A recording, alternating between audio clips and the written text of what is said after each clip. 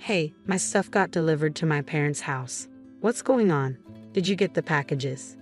I want you to leave, so I sent all your things there. Why are you saying this all of a sudden? I have a girlfriend. I've decided to leave you and marry her. What? Isn't that cheating? She's younger than you and doesn't nag. She's exactly my type. She's a complete upgrade from you. You don't stand a chance. Do you understand that what you're doing is cheating? Also, I'm about to have a baby any day now. I get it. You want me to take responsibility, right? I'll pay for the affair and child support. Is $220,000 or $40,000 enough for the affair and $1,000 a month for child support? While I was at my parents' house to give birth, my husband sent my stuff there. He didn't even try to hide his affair. For my high-income, elite husband, paying for the affair and child support isn't a big deal as long as he can marry his girlfriend. I'll give you more details later. I'll keep the house and live there with her. Don't come back.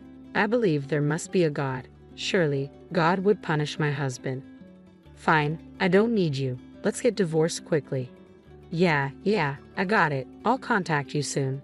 Thank you, I appreciate it. I don't want any more trouble. Right, I'm glad we can get divorced without any fuss. My husband misunderstood my final words of gratitude. I believe he will face difficulties soon. The house he said he'd take to live with his girlfriend. Actually, I'm Anna. I'm 29, and I work at a company. I'm shy and not exceptionally skilled at my job. Because of that, I thought of myself as a background character in society. But as I approached 30, my life took a dramatic turn. There aren't many good places near our office. There are good places, but they're either too small or too far from the station. It's hard to find one that fits our needs. I'm searching for a house with Ken, who will soon be my husband. We pore over materials from real estate agents and online listings, struggling to find the right place. Even though it's a hassle, I secretly enjoy looking for a house while snuggled up next to Ken. I always try hard to look seriously worried instead of letting my happiness show on my face. I'm at the peak of happiness. I'll give you more details later. I'll keep the house and live there with her. Don't come back. I believe there must be a God. Surely, God would punish my husband. Fine, I don't need you. Let's get divorced quickly. Yeah, I got it. I'll contact you soon. Thank you, I appreciate it. I don't want any more trouble. Right? I'm glad we can get divorced without any fuss. My husband misunderstood my final words of gratitude. I believe he will face difficulties soon. The house he said he'd take to live with his girlfriend. Actually, I'm Anna, 29 years old, and I work at a company. I'm shy and not particularly skilled at my job, so I often felt like a background character in society. But as I approached 30, my life took a dramatic turn. There aren't many good places near our office. The good ones are either too small or too far from the station. It's hard to find one that fits our needs. I'm searching for a house with Ken, who will soon be my husband.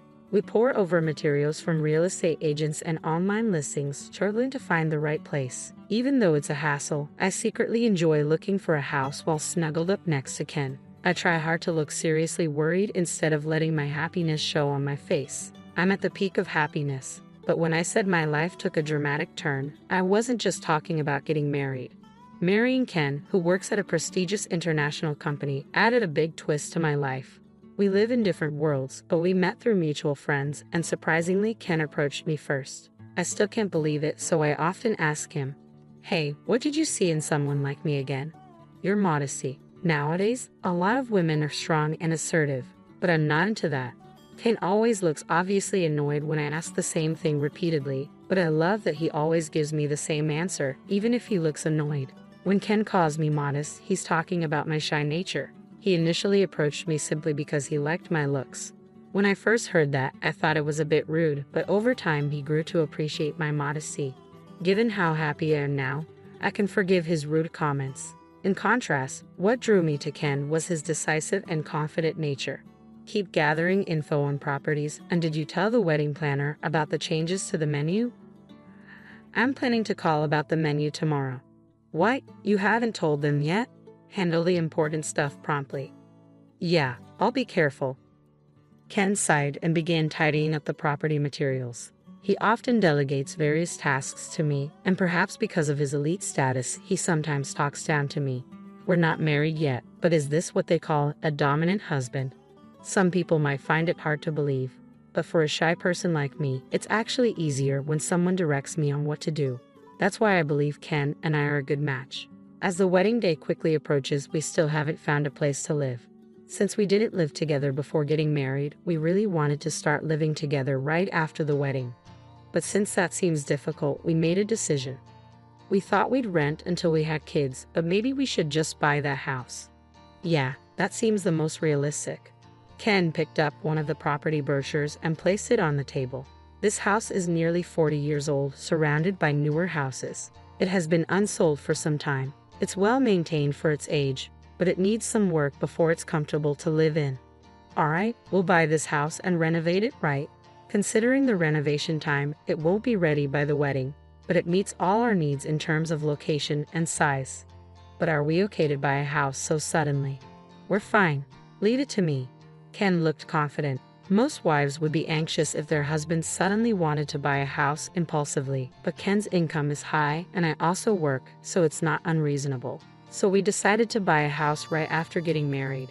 Following my marriage, we even bought a house, and the elements of happiness were piling up at a faster and faster pace as if they were crushing my body. However, buying this house would later lead to an unexpected situation.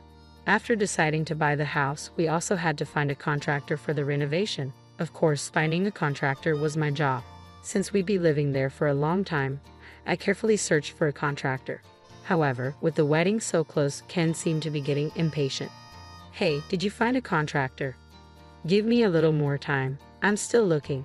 You're always so slow, but it's important. If I leave it to you, we'd never be able to live in the house. I'll handle finding a contractor.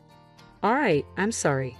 As usual, while discussing our wedding and future life in Ken's room, he got angry with me. I felt bad for causing trouble by not finding a contractor and couldn't say anything in return. Once Ken started looking, he arranged everything within a few days, and the renovation began the following week. He's really efficient, as expected from someone of his caliber. With his speed, it's no wonder he finds me slow. While the house was being renovated, we had our wedding without any issues.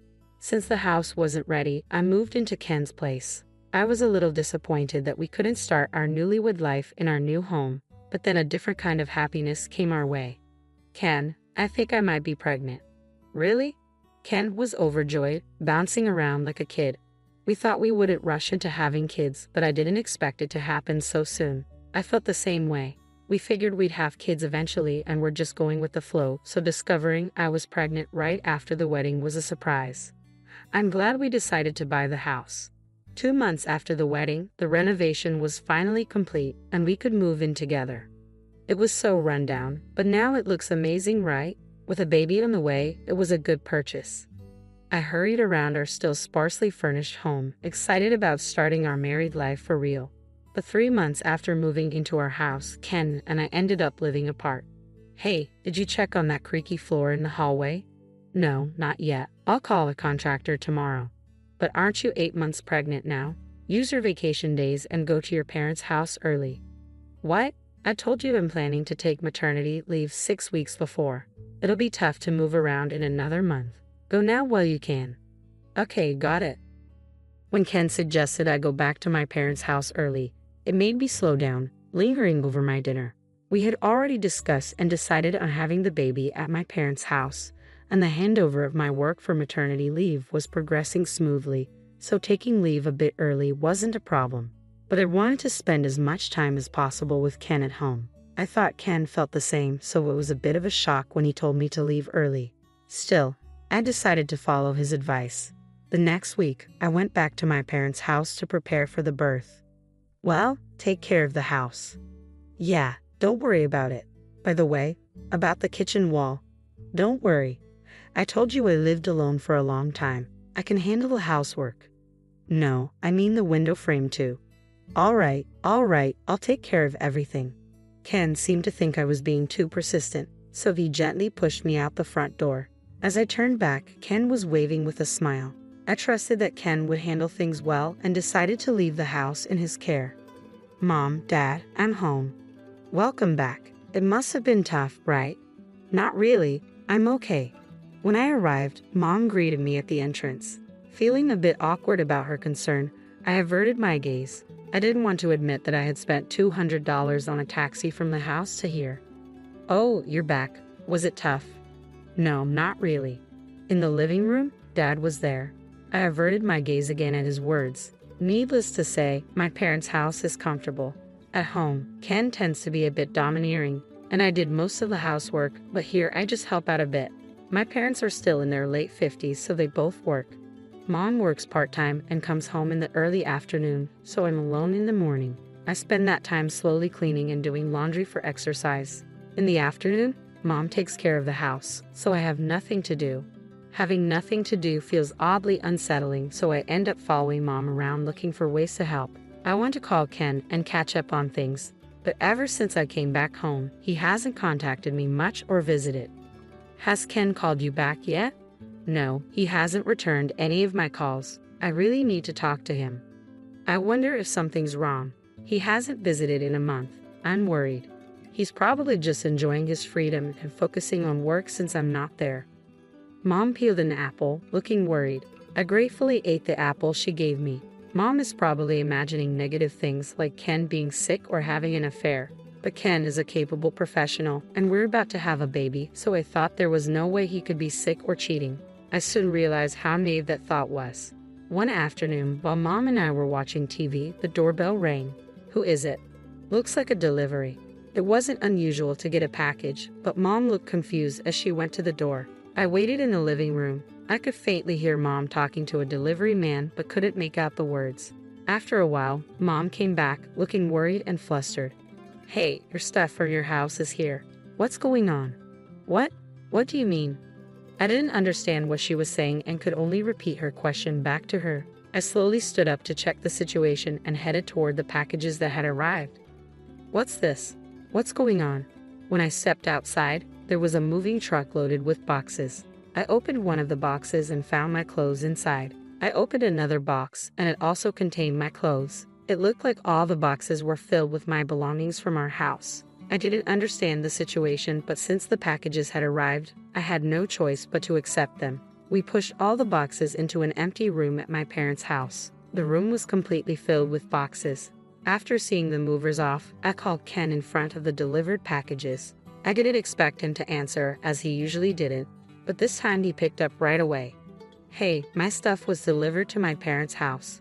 What's going on? Did the packages arrive? I decided I want you out of the house, so I sent all your stuff there. What? Why are you saying this all of a sudden? Well, I have a girlfriend. I decided to leave you and marry her. What? He called her his girlfriend, but that meant he was cheating, openly declaring it to me, his wife. I couldn't comprehend what he was saying, and I started feeling dizzy. Isn't that cheating? Well, yeah, I guess. We started dating before the wedding. Guys can get cold feet too, you know. She was kind to me when I was struggling, and we started seeing each other. I couldn't call off the wedding, so I married you, but I couldn't give her up. When I lived with her in her house this past month, I realized she's better than you, so I decided to divorce you. Living with her? You mean she's been staying in our house for the past month? Calling her a mistress is disrespectful. She's my fiancée now. She's a mistress because I'm still here. My vision, which had been spinning, suddenly cleared, and I found myself yelling at Ken. My mom, who was listening to the call, looked extremely worried when she heard the word cheating. Not wanting to upset her any further, I forced myself to calm down. You told me to go back to my parents' house early so you could live with her, right? That's right. She's younger than you, not as slow, and exactly my type. She's a complete upgrade from you. You don't stand a chance. Do you understand that what you're doing is cheating? And I'm about to have a baby any day now. I get it. You want me to take responsibility, right? I'll pay for the affair and child support. Is $20,000 or $40,000 for the affair and $1,000 a month for child support enough? Even over the phone, I could imagine the smug look on Ken's face. Ken is an elite and high-income earner. Paying for the affair and child support probably didn't seem like much to him if it meant he could marry his girlfriend. In contrast, I'm a nobody. There's no way I could stop Ken from divorcing me for her, so I had no choice but to accept the divorce. As much as I wanted to refuse the alimony and child support out of pride, as a regular employee, I needed the money. It was a bitter pill to swallow. I gripped my phone tightly out of frustration and shame. That's the deal. The divorce is final, and I'll give you more details later. I'm keeping the house and living there with her, so don't come back. I thought to myself that there must be a God, and surely God would punish Ken. Fine, I don't want anything to do with you. Let's get divorced quickly. Yeah, I got it. I'll contact you soon. Thanks, that helps. I don't want any more trouble. Right, I'm glad we can get divorced without any fuss. After hanging up, Mom looked at me with concern. I smiled to reassure her. Ken misunderstood my final words of gratitude. I believed that he would face some trouble soon. 3 months later, I gave birth to a healthy baby girl named Maya and was still at my parents' house. She was so adorable that I couldn't bear to be apart from her, even though I needed to start looking for a place before my maternity leave ended. The divorce was finalized and Ken agreed to pay for the affair and child support. I had no lingering feelings for my ex-husband. In fact, I felt refreshed after the divorce. Since we already settled everything, I thought I'd never have to deal with him again. But suddenly, he called me. He must have finally realized the situation. Hey, what's going on? What do you mean? The house. You mentioned something about the floors and walls, didn't you? Did you know about this? Yes, I knew. You hired a shady contractor for the renovation. Why didn't you tell me? I tried to, but you never returned my calls because you were too busy having fun with your girlfriend. Besides, I told you about the creaky floors before I left for my parents' house and asked you to check it out, but you were too focused on getting me out of the house quickly to listen seriously. Ken thought I was too slow in finding a contractor, so he took over the task. When he started looking, he quickly found someone and began the renovations. I was impressed with how efficient he was, but it turns out he chose the contractor based solely on price without checking reviews or reputation. So he ended up hiring a shady contractor. After living in the house for just 3 months, I noticed the floors creaking, cracks in the kitchen wall, and screws missing from the window frames. After moving back to my parents' house, I looked into the contractor and found out they were scammers. I tried to contact Ken to tell him, but he never returned my calls, and we ended up getting divorced before I could tell him. Because of you, the response was delayed, and now I'm having disputes with the contractor. They're blaming us, saying we lived in the house wrong for 6 months, causing the damage. The creaky floors, growing wall cracks, and poorly closing doors have all gotten worse. The house is a mess. That sounds like a terrible place to live. I've moved into an apartment to get out of the house. If I stayed, they keep blaming us for the damage. I'm talking to a lawyer, but for some reason, it looks bad for us. Still, I'm going to sue them. So your house is falling apart, and you're going to court. That sounds tough, but it's not my problem anymore. Is that why you called? That's right. If you'd have told me about the shady contractor sooner, this might not have happened. So what? I mean, I'll keep paying $500 a month in child support, but can we lower the monthly payments for the $20,000 alimony? What? I was shocked that my elite, prideful ex-husband was suddenly asking me for a favor about money. We moved, right? So now I've got the land, house renovation loans, and apartment rent. I'm going to sue the contractor, but I don't know how that'll go, and there are lawyer fees. I might even have to pay for the house repairs myself. You said your wife is better at her job than I am. Doesn't she make a decent income? Actually, she was my colleague at work. I told everyone at the company that we got married after I divorced you, but apparently, there were rumors about us before that. So now, people at work are giving us the cold shoulder. Yeah, she couldn't take it and changed jobs, which cut her salary drastically. I can't afford to switch jobs too, so I stayed. But money is tight. Ken had hired the shady contractor himself and was now having a huge dispute. His affair had damaged his standing at work. It was a classic case of self-inflicted trouble. Despite his high income, he was just over 30, and all these expenses were tough to manage. But it was his own fault, and it had nothing to do with me. It sounds tough, but you need to keep your promise. Wait a minute. I hung up on Ken. His voice just before the call ended sounded pitiful, not at all like the elite man he once was. Feeling a bit down after hearing his voice, I spent some time watching my daughter sleep. In the end, Ken lost the case about the defective house. The shady contractor managed to avoid any consequences, likely due to their knowledge of loopholes and deceit. It seems that even the elite, as expected, were not able to meet the vices of the corrupt contractor. Ken wanted to repair the house, but there were too many hidden issues and the costs were too high. Naturally, he didn't want to live in a house with so many problems. He ended up selling the house. Since it was full of defects, the building had no value, so he sold just the land after demolishing the house. The land sold, but the loan remained, leaving my ex-husband with debt. With the house issue resolved, he decided to change jobs. He figured the debt was manageable even with a lower income, so he left his uncomfortable workplace. However, his fall from grace didn't stop there. His new wife, who had to deal with the huge house trouble right after they got married, and the fallout of their affair being exposed at work, blamed him for everything. Their relationship deteriorated, and she eventually left him. Now my ex-husband lives alone in an apartment with a lower income from his new job and monthly payments for his debt, alimony, and child support. His once luxurious life as an elite is now a life of frugality. He foolishly pursued an affair, losing his money, house, and family in the process. Love is indeed blind. I plan to start looking for an apartment for my daughter and me soon. When I talked to my company about my child, they agreed to let me work shorter hours, but I don't need to change jobs.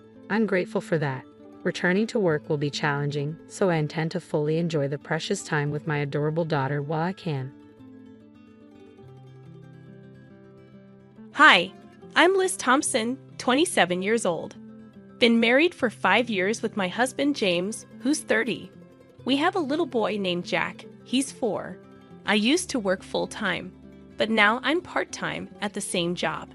James won me over with his determination, and that's how we ended up together.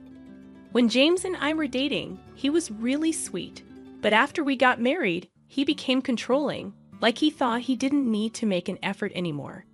He's super lenient with his younger sister, Jennifer, who's almost 20. Even though there's a big age gap, he spoils her rotten. Before we got married, I got along fine with her, but things changed. Jennifer started showing up at our place all the time, and James would drop everything to cater to her. It's like I'm just a roommate, and she's the queen of the castle. She never brings anything when she comes over and acts like it's totally normal to ignore me. As usual, James invites Jennifer to join us for dinner, even though it was just supposed to be the 3 of us. She accepts without hesitation, saying that's why she came. I quietly remind James that there's only enough food for 3, but he insists I give my portion to Jennifer since she's here. He even suggests I should always prepare extra in case she shows up unexpectedly. Jennifer apologizes to me, but it feels more like she's happy James is on her side. James scolds me for not being more accommodating to his sister. Feeling frustrated, I make something for myself and join them at the dining table. When Jennifer sees me, she asks James to have a private conversation, excluding me and my son from the table. This isn't the first time I've had to move Jack's meal elsewhere and eat separately. After they finish eating and I start cleaning up, I notice James and Jennifer chatting on the couch, leaving the dishes for me to clean. It feels like they see me as a maid, ignoring both me and my son. I sigh and begin cleaning up, getting ready to bathe Jack. As I approach them, James asked me to get a piece of strawberry sponge cake from the bakery downtown for Jennifer. It was nearly 8 p.m., and I knew it was time to bathe Jack and put him to bed. When I explained this, Jennifer complained to James, saying she really wanted the cake and that skipping Jack's bath for one day wouldn't hurt. James started getting angry, knowing the argument would persist until I agreed. Reluctantly, I agreed to go to the bakery. The bakery was about to close at 9 p.m., so I hurried to get ready, knowing I could make it in time. As I prepared, I overheard James and Jennifer talking loudly, criticizing me for being inflexible and questioning why James married me. Jack wanted to come along, so we decided to go together. As I stepped out, James shouted that we'd get a divorce if I defied him again, and Jack, though young, looked concerned. Trying to hold back my tears, I asked Jack what kind of cake he wanted. His eyes lit up as he said he wanted a cake with lots of apples. We chatted happily about cake on the way, momentarily forgetting the hurtful words. When we reached the cake shop, it was almost closing time. I bought 2 slices of strawberry sponge cake and 1 slice of the fruit-covered cake Jack wanted, though the options were limited. Back home, I served James and Jennifer their cake slices and put 1 for Jack on a plate, heading to the dining table. Jennifer remarked that Jack's cake looked better, And surprisingly, James swapped it with hers. When Jack protested, Jennifer ignored him and ate his cake. James justified it by saying he bought it with his money, dismissing Jack's right to choose. I was furious and confronted them, but James threatened divorce again. Jack stopped crying, but his worried look broke my heart. After a moment's thought, Jack began eating the strawberry shortcake that Jennifer was meant to have. "Mommy, this cake is delicious. I'm glad I got this one," he said, trying to mask his discomfort. It was distressing to see 3 adults subjecting a young child to such a situation. When Jennifer reached for Jack's cake, I quickly intervened, suggesting we eat in another room. I wanted Jack to enjoy his cake in peace. James protested, saying it was fine for Jennifer to have a bite, but I ignored him and took Jack to the other room. There, watching Jack savor his cake, I felt a sense of relief. Afterward, we bathed together, ignoring James and Jennifer, and cuddled up in Jack's bed. The next morning, Jennifer had already left when I woke up. As I prepared breakfast, I heard Jack crying and found his porcelain piggy bank, a gift from my father, broken with the money missing. Jack always said goodnight to it, as he did last night. I suspected James knew something about it. And when I asked, he admitted Jennifer broke it for money without remorse. As I comforted Jack, tears streamed down my face. It was heartbreaking to see James prioritize Jennifer over Jack's well-being. His callousness pierced me, and the mix of sadness and anger engulfed me. James, unmoved by our tears, complained about feeling gloomy in the morning, leaving me shattered. I couldn't hold back my frustration any longer and confronted James. "Don't you see how wrong this is, making Jack cry like this?" It was the first time I spoke out in anger. I never wanted Jack to witness marital discord, but I couldn't contain myself anymore. James didn't respond. Instead, he stormed off to the bedroom and returned with divorce papers, thrusting them at me. "If you're not happy with me, let's end it," he said before leaving for work. Jack had never cried over anything involving James and Jennifer before, but since last night, he had been inconsolable. I, too, had reached my breaking point. "Jack, let's take a break today and skip daycare, okay?" I suggested. Jack cheered, thrilled at the idea of spending the day with me. "Mommy's the daycare teacher today, right?" he said, his face beaming as he nestled on my lap, looking up at me with pure joy. I marveled at how much patience a young child like Jack must have. So we made a pact to spend the day playing to our heart's content, releasing all that bottled up patience.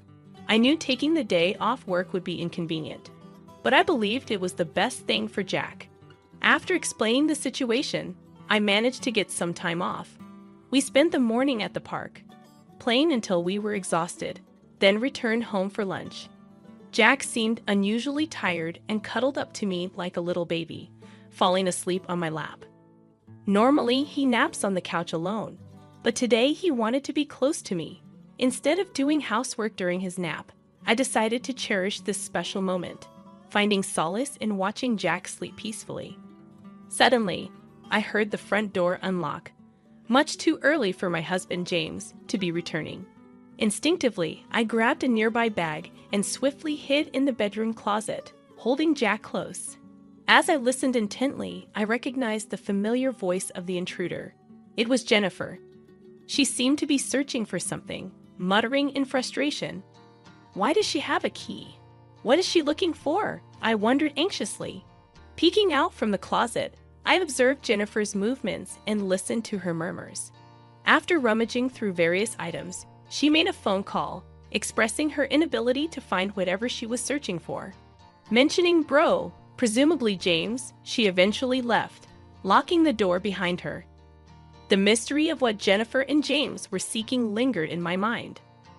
I carefully laid sleeping Jack on the bed and tried to make sense of what had transpired. Perhaps James and Jennifer were searching for something belonging to me, but I couldn't fathom what it could be. The whole situation left me feeling like James was a stranger, filling me with fear. Hastily, I packed Jack's things into the bag I had grabbed earlier. Just as I finished, Jack stirred awake. "Jack, let's go to Grandpa's house," I said, taking his sleepy hand. We hurried to the station and caught the train to my parents' home, just 2 stops away. Arriving unannounced, my parents were surprised to see us. Once Jack was home, he happily engaged with our family dog, bringing a sense of normalcy to the unexpected visit. As we discussed what had happened with my parents, I shared my feelings of fear and explained the situation. I speculated that Jennifer might have been searching for my banking card for my single days, and my parents agreed it was a possibility. You see, I used to run a successful online shop for handmade goods back then, which later expanded with the help of my friends in the same business. Even after getting married and having Jack, I continued to manage the business part-time from home, with my friends overseeing its day-to-day operations. Surprisingly, I hadn't told my husband that I'm still the president of the company, although he knows about my previous success in starting a business when I was single. I'm still employed at my company, but I've kept it hidden from my husband. He believes I've stepped down from my role as president and now work part-time. There's a reason for my secrecy.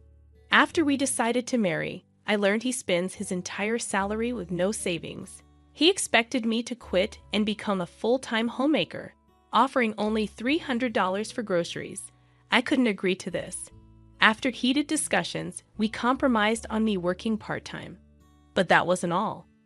He had me sign a legal document, limiting my claims to marital assets, making me feel financially trapped.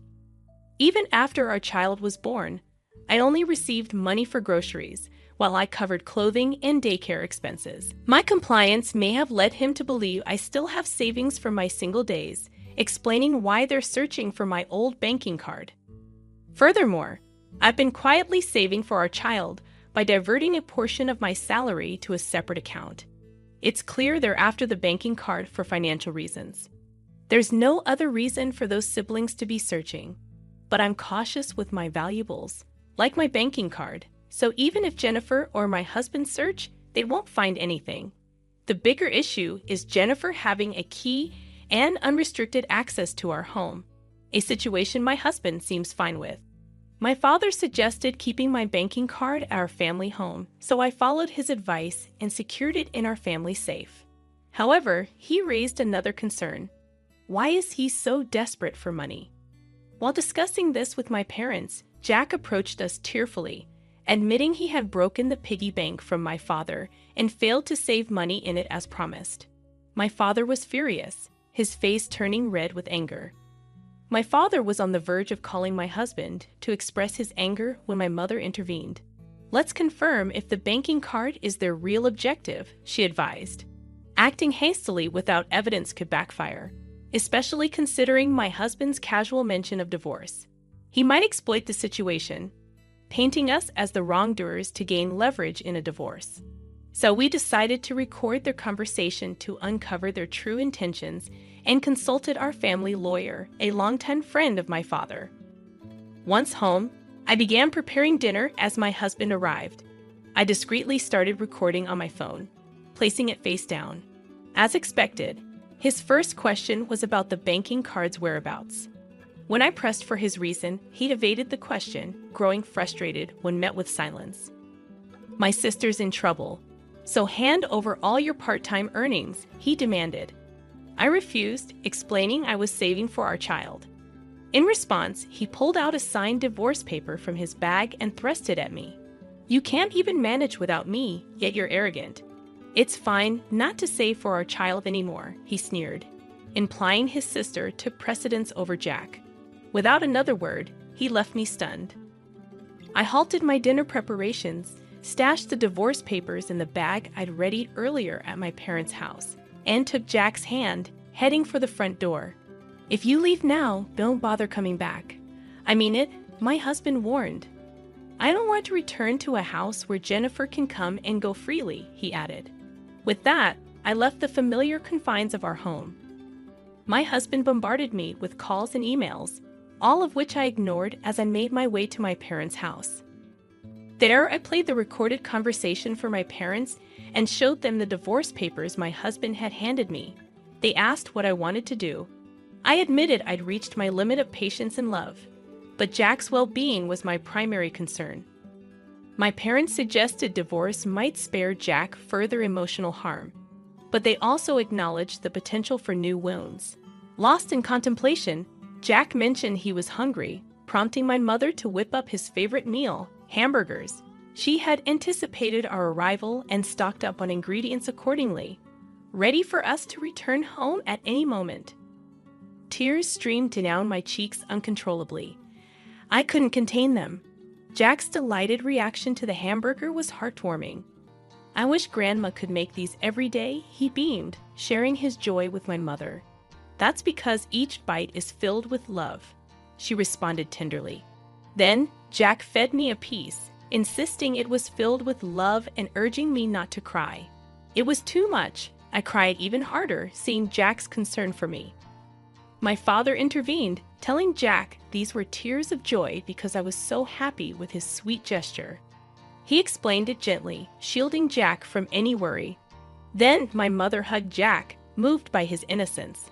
I glanced at my father, noticing his struggle to hold back tears, his emotions mirroring mine. When I remarked on the beauty of family, Jack surprised me. Dad says his family is just Jennifer, but my family is Grandma and everyone else, he said, drawing a contrast. My father agreed, emphasizing our bond. Then, with a playful gesture, he asked if we wanted to be a family forever, lifting our spirits with his humor. Reflecting on our joyful meal, I realized it had been too long since we had relaxed together like this. It was a moment of clarity. I needed to proceed with the divorce. I explained my decision to Jack slowly, fearing his reaction. Surprisingly, he seemed relieved, finding solace in staying with the family. Even our older dog, back at my parents' house, received a warm embrace from Jack, who declared him his little brother. With clarity and determination, I knew what had to be done next. It was time to take action. The next day, I made arrangements to meet with my father's friend's lawyer to discuss my situation and finalize my decision to divorce. That night, Jack opted to sleep with my father and our faithful dog, Max. Meanwhile, I shared a bed with my mother, reminiscing about childhood stories until we both drifted off to sleep. The following morning, I reluctantly powered on my phone to find an overwhelming number of missed calls and emails from James, over 200 in total. His messages oscillated between harsh criticisms and desperate pleas for forgiveness, leaving me unsure of his true intentions. With a heavy heart, I decided to switch off my phone once more. In the afternoon, my lawyer arrived, and we delved into the details of my situation, reaffirming my resolve to proceed with the divorce. After thorough discussions, we officially signed the necessary paperwork, and my lawyer assured me he would meet with James the following day. 2 days later, the lawyer returned to my parents' house, and I eagerly inquired about the outcome. To my surprise, it transpired that Jennifer had a severe shopping addiction and frequented male strip clubs, borrowing a substantial sum of money from loan sharks with James as her guarantor. Their plan was to utilize my savings to repay the debt.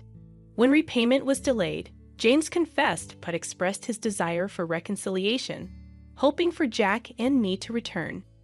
However, I remained steadfast in my decision to divorce, having already initiated the legal process. James, distraught, asked the lawyer if I could marry someone else. Despite his reluctance to let go, the lawyer affirmed my freedom to pursue future relationships. It was a difficult moment, witnessing James's emotional breakdown as he grappled with the reality of our impending divorce. He finalized the agreement by signing a promissory note to pay Jack $500 in child support each month. With that, the lawyer deemed the matter settled. Later, I received a call from my ex-husband. Our conversation brief but poignant. His once vibrant voice now sounded subdued, speaking with an air of calmness. It dawned on me that he may have believed financially binding me would deter me from seeking divorce, even if I grew to resent him. He confessed to always prioritizing Jennifer, his younger sister, out of a sense of brotherly duty ingrained since childhood. However, he now acknowledged this as a mistake, admitting his jealousy towards Jack, feeling as though I had been taken away from him, despite once loving our son. when he informed me that he and Jennifer had repaid her debts and expressed his intention to reconcile. Pleading for me not to remarry, I firmly asserted that my love for him had faded, and there was no chance of reconciliation. Our conversation ended with tears exchanged over the phone as I wished him happiness before he hung up. In the aftermath, I leaned on my parents for support, making arrangements to transfer Jack to a different daycare while reviving my career as a businesswoman. Unable to keep silent any longer, I disclosed everything to my in-laws, who were outraged by the betrayal and resolved to disown James and Jennifer. Now they live together in a modest apartment, their once close sibling bond deteriorating under the strain of their circumstances. As for me, I'd chosen to view their plight as a form of personal retribution. After my dad's funeral, when everyone was talking about who gets what from his money and stocks, my brother-in-law, who's married to my sister Kelly, suddenly said that all of it, including $5 million, should go to Kelly, the oldest sibling. My sister and brother-in-law were happy, but the lawyer told them they couldn't just decide that. My name's John Watson, I'm 42, work in sales, and have a wife and 2 kids. My dad owned a big part of a company, and even though he was old, he still worked. My sister Kelly, who's older than me, has always been a bit of a problem for our parents with her bad behavior. My sister, who's now in her middle years, still doesn't have a steady job and just lives her life however she wants. I've never really liked her, so I've always kept my distance. Then, when she turned 50, out of the blue, she brings home this guy and says, "I'm getting married." The guy, Chris Adams, is younger and good-looking, but he's pretty lazy and not very pleasant. My sister starts asking Dad for money for the wedding like it's no big deal. She blows through the cash real quick and then has the nerve to ask for more, which really upsets Dad. She figures she'll inherit everything eventually, so why not? I just watch her with a cold stare. Less than a year after she gets married, Dad has a heart attack while playing golf and passes away a few days later. It hits me hard, and I feel really sad. The sudden news of Dad's passing shocked all his friends, and our phones wouldn't stop ringing with condolences. But I couldn't just sit there and cry. I took charge, helping my stunned mom with all the arrangements for the funeral. As usual, my sister was nowhere to be found, off doing her own thing. After the funeral, utterly exhausted, Mom and I finally got a chance to catch our breath. But the very next day, a lawyer showed up at our door to talk about Dad's will. Mom and I already knew what was in it, but my sister and her husband barged in, clueless about the whole thing, and dropped a bombshell. All of Dad's stocks and the $5 million inheritance will go to my wife, the oldest daughter. So, hands off. Mom and I were speechless at their audacity. "We did it, Kelly. Now we're set for life," cheered my brother-in-law, fist pumping with joy. The lawyer, clearly surprised, spoke up, "Hold on a minute." As my sister glared, the lawyer gave them a stern look and said, "Kelly, you're not entitled to any inheritance." My sister and her husband were stunned, protesting, "That can't be right. Kelly's the oldest daughter, she should get everything." It was clear my brother-in-law had been banking on that inheritance, assuming my sister would get it all. Their expressions shifted as the lawyer spoke softly. "Did you not know? Kelly is not Mr. Watson's biological child." Suddenly, my sister's face paled, her eyes darting to our mother. "Mom?" Our mother wore a complex expression. While I had always known my sister was a half-sibling, it seemed she had been kept in the dark. She began shaking our mother, almost frantic. "Mom, what does this mean?" "Kelly, you're from my previous marriage," our mother muttered, shaken by my sister's grip. My sister, who had often teased me about being the favorite child, now wore a stunned expression. But if she was legally adopted, she should still have inheritance rights. My brother-in-law interjected, his voice rising. "Isn't that so, Kelly?" "Yes, that's what I thought," my sister replied, but our mother shook her head. There had been no legal adoption. Both my sister and brother-in-law seemed incredulous. "That can't be. I'm the oldest daughter. Even Dad said so." My sister's anger turned towards me. "I won't let you take everything," she snapped, to which I responded, irritated by her entitlement. "After all the support Dad gave you, you still say that? Be quiet." "On his rightful heir." My sister and brother-in-law protested. But what's wrong with a father supporting his daughter? I sighed, feeling the weight of the situation. While it's normal for parents to support their children, my sister had been using my father's money to settle debts and deal with various troubles. Mrs. Watson, John, who had been silent until now, suggested, "Why don't we let Kelly see the will too?" "The will?" "I have no idea about that." My sister panicked, although it was her own fault for not paying attention. Dad wanted us all to discuss the will's contents when he made it, but my sister brushed it off and went out to play instead. When I pointed this out, my brother-in-law gave her a fierce glare. "What were you thinking?" This was important. Faced with the question of what to do next, they agreed to hear it. The lawyer then revealed Dad's will, stating clearly that the inheritance was for me and my mother. It also explained why Dad didn't adopt my sister.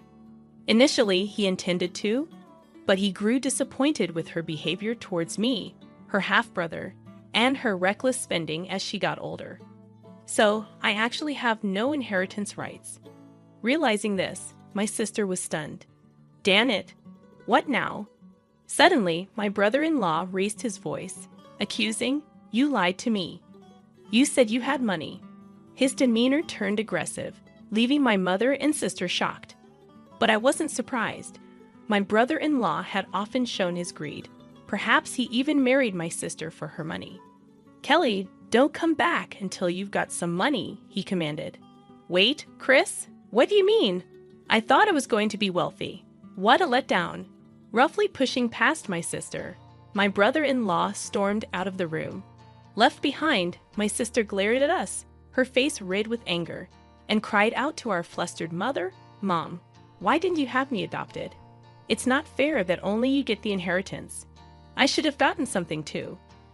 But you didn't handle it right. This is awful, Mom," she sobbed, making a scene. I was taken aback by her outburst, but the lawyer seemed unfazed, perhaps accustomed to such drama. "Why does he get everything?"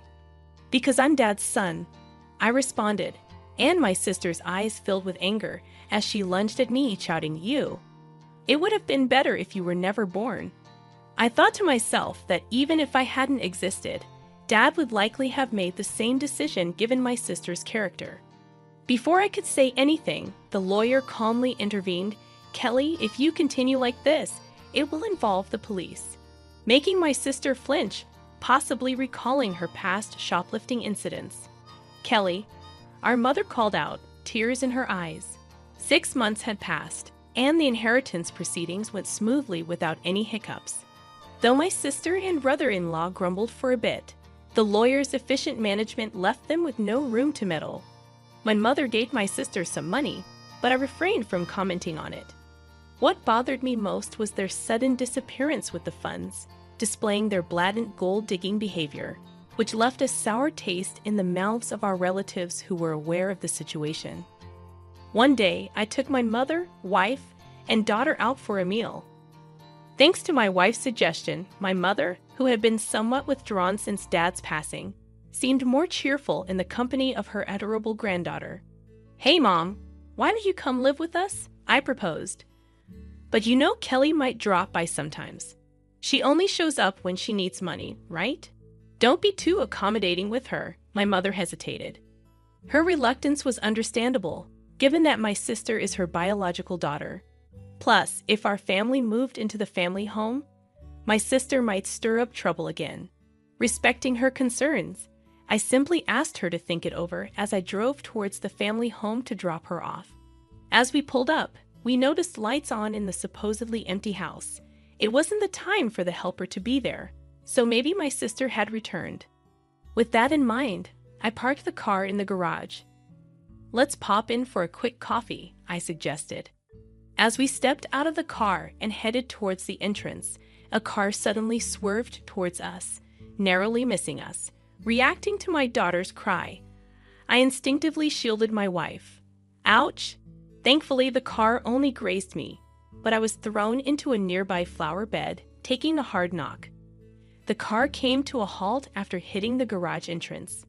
"Are you all right, honey?" My wife and daughter rushed over to help me up, while my mother stood trembling at the entrance, understandably shaken. Panic ensued. I was rushed to the hospital by ambulance and had to stay overnight. Later, I learned that the driver was Chris Adams, my brother-in-law. He claimed to the police that he mistook the accelerator for the brake, but I doubted his explanation. When my mother and sister visited me in the hospital, my sister looked at me coldly and remarked, "You're surprisingly resilient, aren't you?" I couldn't help but think that if I had been seriously injured, my mother would have inherited everything. "Too bad for you," I said with a smirk. My sister visibly tensed. "You were counting on it, weren't you?" I noticed her discomfort as she looked away. "Well, Mom told me she plans to waive her inheritance from me, so causing such an accident was pointless." My sister seemed taken aback by this revelation. It appeared incomprehensible to her that someone would refuse what they could inherit. "I have a wife and kids, so Mom asked me to pass it on to them. That's what parents do." But, my sister stuttered. "I even made a will early on, following Dad's example." I continued, leaving my sister speechless. "So unfortunately, my share won't be going to Mom anymore." My sister trembled and shook as she stared at me. "Can't you at least give me some? There's $5 million, right?" When I firmly refused, my sister's face contorted into a furious expression as she grabbed my collar. "Give me half. I'm your sister." I regarded her with pity as she continued to scream in an unsettling tone, perhaps driven to madness by the prospect of the inheritance. "Don't you realize that your greediness would disappoint Dad?" My sister's face flushed with anger as she reached for my throat. "Kelly, what are you doing?" My mother returned, her voice raised, as nurses arrived to escort my sister out. Although my mother seemed inclined to defend my sister, it was clear that my sister had directed insults towards her too. Where did I go wrong in raising her? It was heartbreaking to hear my mother say this with sadness in her voice. Shortly after, my mother fell ill.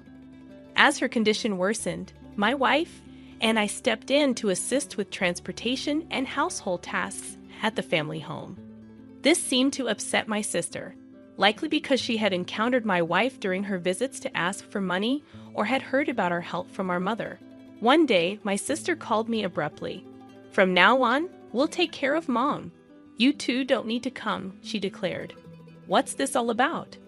I tried to reason with her, but my sister didn't listen and hung up, claiming it was already decided.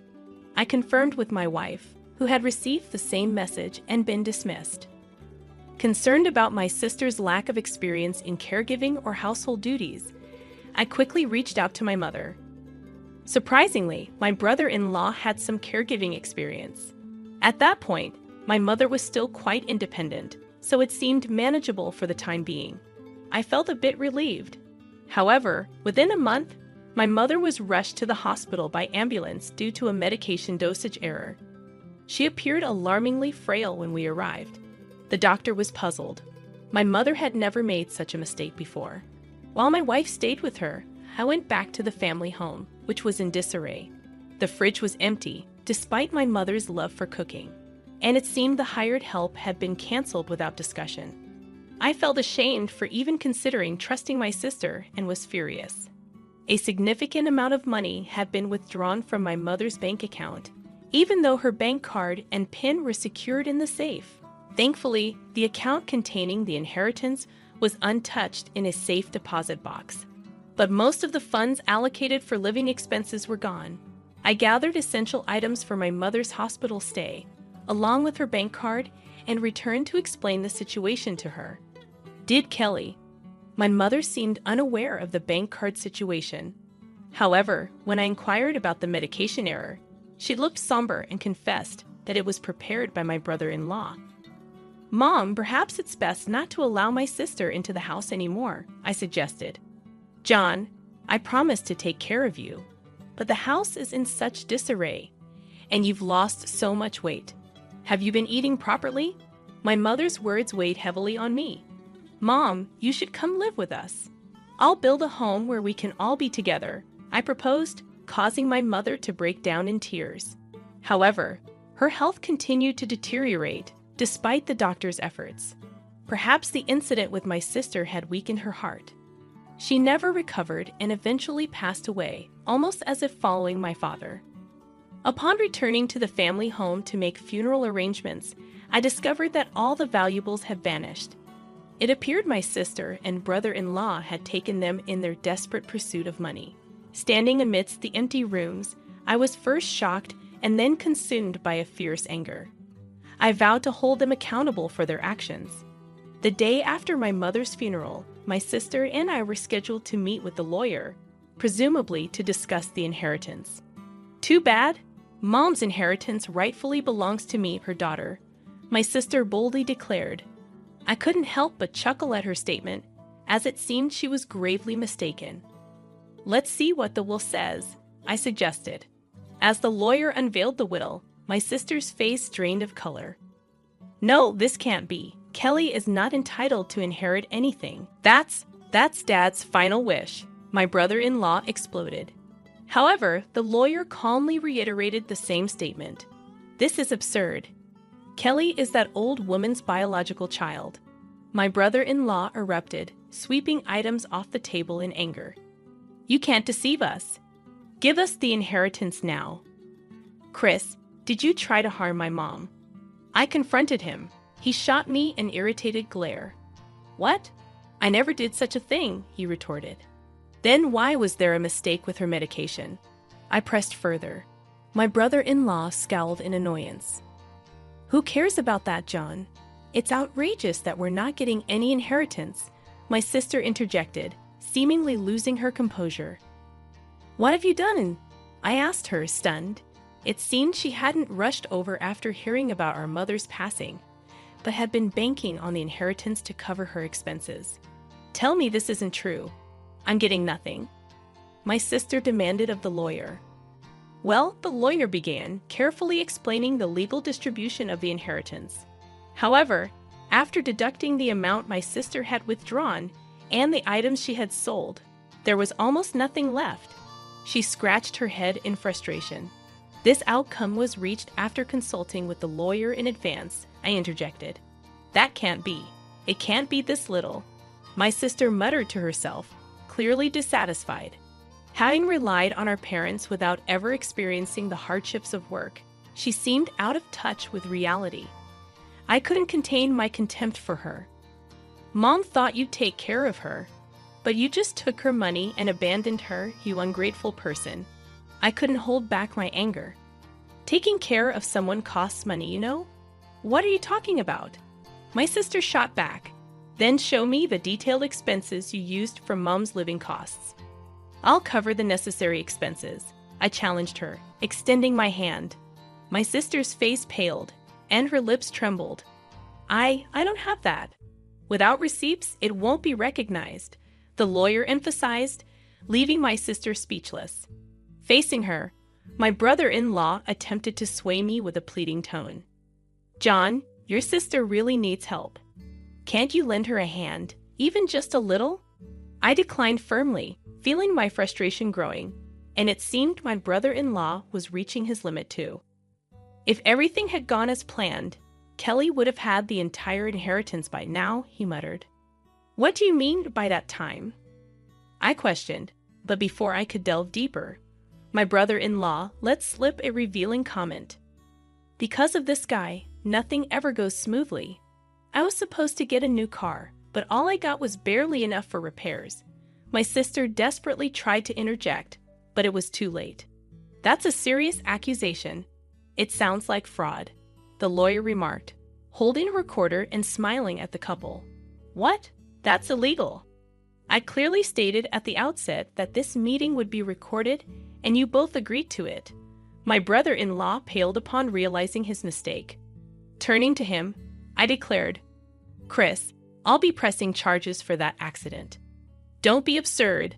There's no evidence. You've just provided the evidence yourself. My sister burst into tears and shook my brother-in-law in frustration. You fool, it's all your fault. What are we going to do now? Eventually, my brother-in-law faced criminal charges.